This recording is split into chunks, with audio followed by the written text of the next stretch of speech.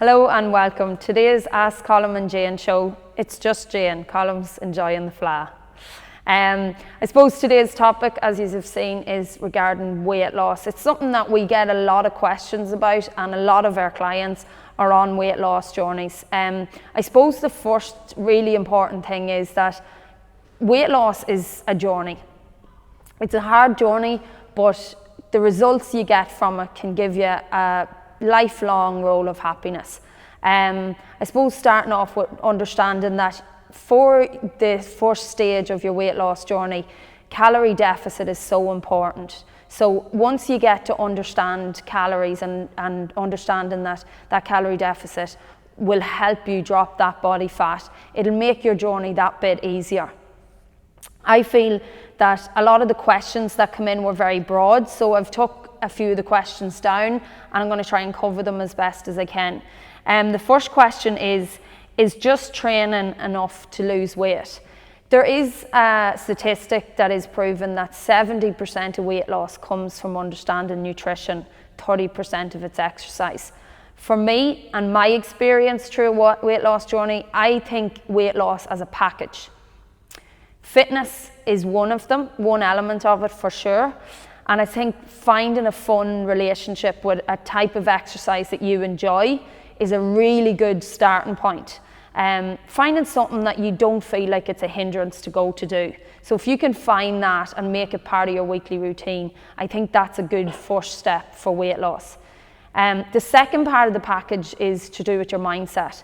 I suppose it goes back to doing your exercises. You're going to feel better in yourself. You're also going to have more positive energy, that you're making more positive decisions and you're thinking in a better mindset. So when you're thinking in that better mindset after your training, you're going to make healthier choices in what you're eating, which comes to the third point of nutrition and water. Again, going back to that calorie deficit. When we're getting our exercise in, when we're thinking in the right mindset, we're going to make the healthier options of getting the right nutrition in. A lot of people that come in here to start their weight loss journey are dehydrated. When you're dehydrated and it's very, very hard to lose weight. So getting into that habit of carrying a water bottle around with you and sipping on it throughout the day is key. So I suppose going back to that question on is just training enough, I feel it's a really good first step.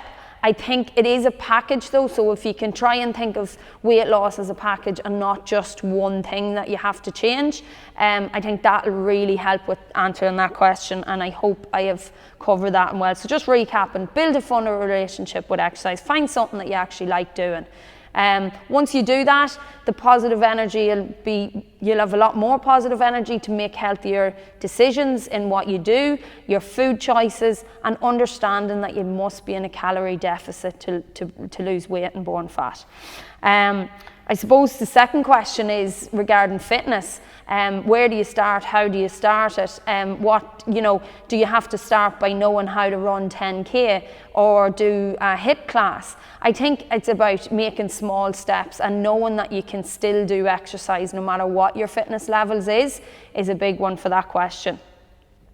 I suppose the next important question is, I feel like I'm trying hard but not getting anywhere. This is a very common thing that I hear in consultations, where people think they've started their lifestyle journey or their fitness journey or their weight loss journey even, and they're saying they're at home, they feel like, I've cut out maybe bread or I'm not eating as much takeaways and I'm still not getting the results I want. It's a real frustrating place to be, and it's a place that you then develop a really negative relationship with losing weight.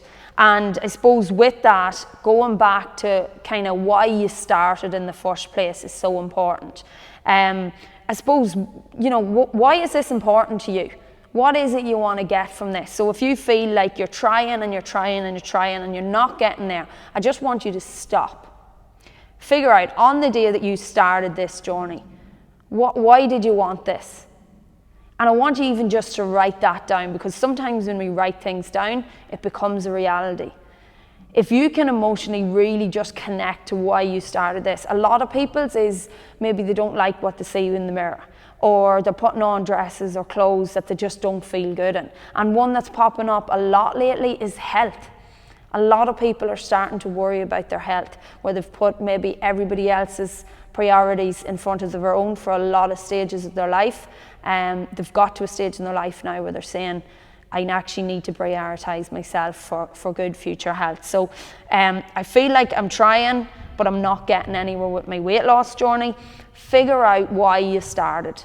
It's going to be really, really important for you to keep going. That will drive you, that on the days that you're feeling down or feeling like you don't want to do this anymore, if you can just bring yourself back to where you started and why that is, I think that will help drive you on.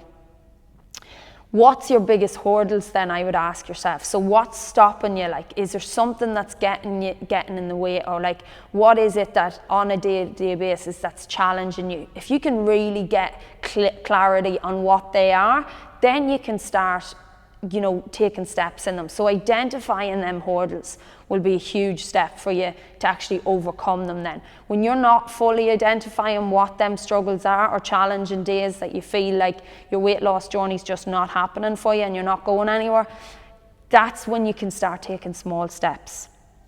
And then the big one is, what happens if I just give up on this goal?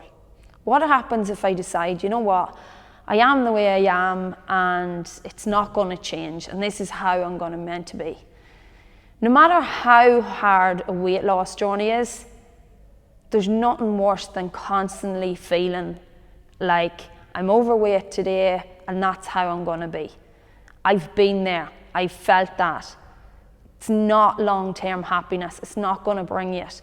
So I suppose for that one there is what's at stake. You're constantly going to have that feeling that every time you go to an event or you've something, you're going to somewhere and you've something on and you go to put on clothes and you don't want to go. A lot of people go into this social exclusion then, where they don't want to go to events, they don't want to be part of family gatherings because they're not feeling good in themselves. So, you know, if that's at stake, that will help. That will then make you just flip your mindset slightly and think maybe slightly different in regards to, you know, what is at stake if I don't take action today. And I think no matter what weight loss journey you're on, there's nothing as hard as thinking that that's the feeling you're going to have for the rest of your life. So maybe just put that into perspective would be good for that. Don't panic. I think that's a big one for this question. I feel like I'm trying, I'm getting nowhere. Stress doesn't help weight loss.